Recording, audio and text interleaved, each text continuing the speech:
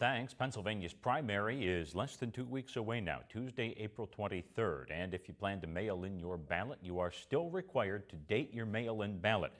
That was in flux for a moment, but a recent Third Circuit Court of Appeals ruling says even though published reports indicate some civil rights groups want that ruling mandated those dates, but now some civil rights groups are calling for it to be reviewed. Registered voters can apply for a mail-in ballot through the 16th, and the Department of State redesigned both the privacy and declaration envelopes of mail-in ballots, trying to make them easier for voters to use. Yeah, we're going to show you how. You see that yellow piece of paper there? The inner privacy envelope is now yellow with watermarks, so voters know not to sign that one. And directions on the declaration envelope, they're simplified, so voters know to sign by the X and put the date they fill the ballot out on, so the day they're signing their name. Now, the state even printed the first two numbers of the year for voters so they know not to put their birth date, which was apparently a common mistake. A local nonprofit group dedicated to improving the Parade Street corridor is continuing to make progress on several ongoing projects. You know, for the past several years, the East Side Renaissance has been dedicated to increasing minority home ownership and repairing blighted commercial properties.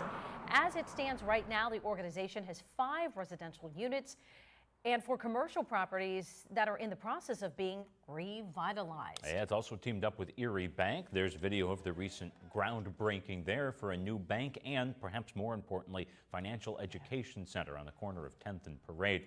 Construction of that new bank is expected to begin in the coming weeks. The goal is to have it open by October.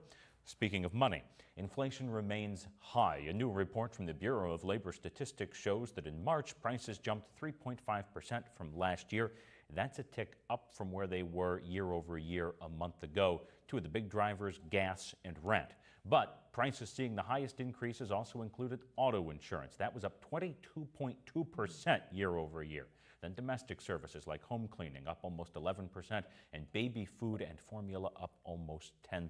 Necessary items there. So if there was any relief, it was in grocery prices, which were up just 1.2% on the year.